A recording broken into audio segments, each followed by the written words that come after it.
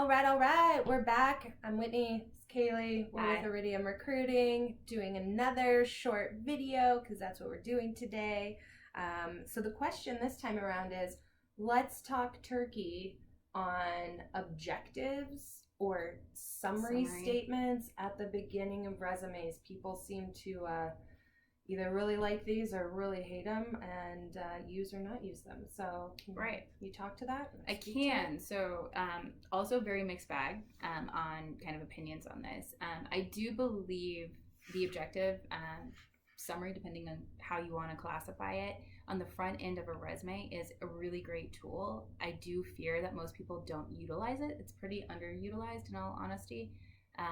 Typically, you want to make sure that you have a very clear message. That could be what you're seeking in your next role.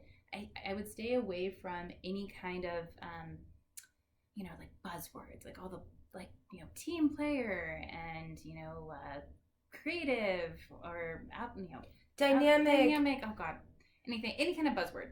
Stay away from it. Instead, have it reflect where you're headed. So have it describe what type of opportunity and role that you're looking for within a future organization, and perhaps describe that future organization. So that way it sets the tone. It's almost like a cover letter, since most people don't really read cover letters. They go directly to the resume. We'll get to that in another video. Totally different video. By the way.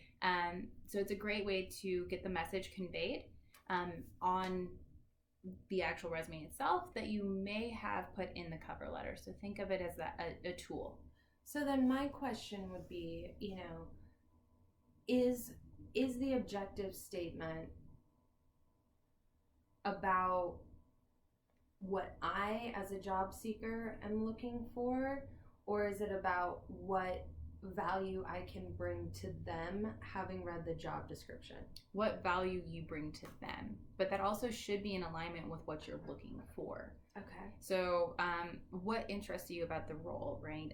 So if you're looking for a ability to use your reservoir engineering skills in a different type of environment, I would explain that there.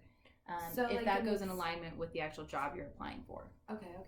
So like an example then might be if I have a background as a landman in oil and gas, and I'm looking to bring my land skills to a new entity, perhaps a utility or, renewables, working on solar projects.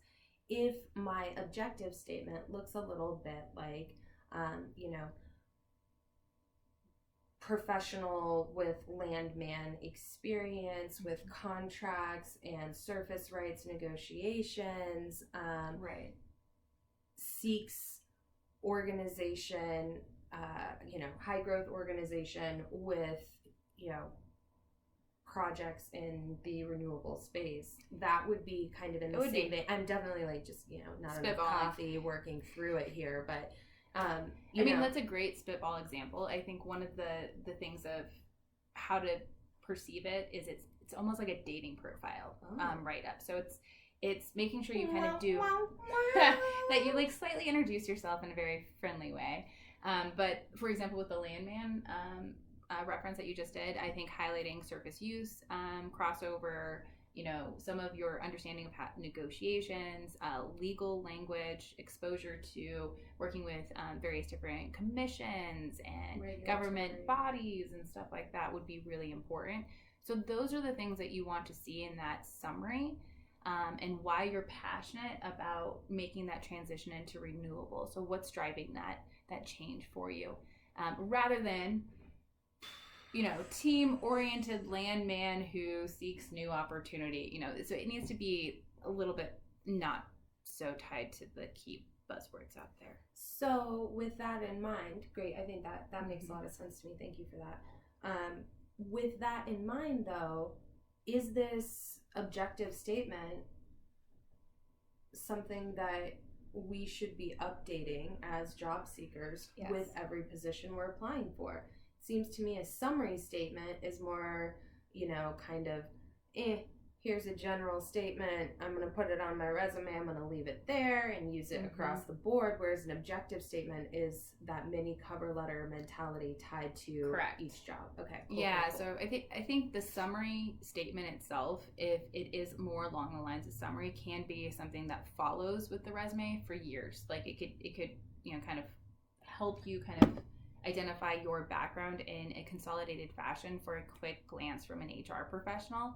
I don't know if it's as valuable as having an objective statement where you can draw in the actual job description, where you're headed, skill sets, key things about your background, like in the landman example that you just had. I think an objective is far more valuable than a summary. Okay.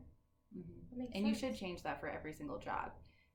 Think of it as kind of like your mini cover letter. If they don't open the cover letter, you want them to get like a little snap. Like an elevator pitch. Yeah, it's like an elevator pitch. It's like a little Twitter amount, on the front end. Maybe a few more characters than 140, but So what we're hearing is, if you don't have an objective, put one on there. If you have one and you're using it for the same one across the board, make it a little more dynamic, and that should help you stand out. It should. Thanks so much. Hopefully this was helpful.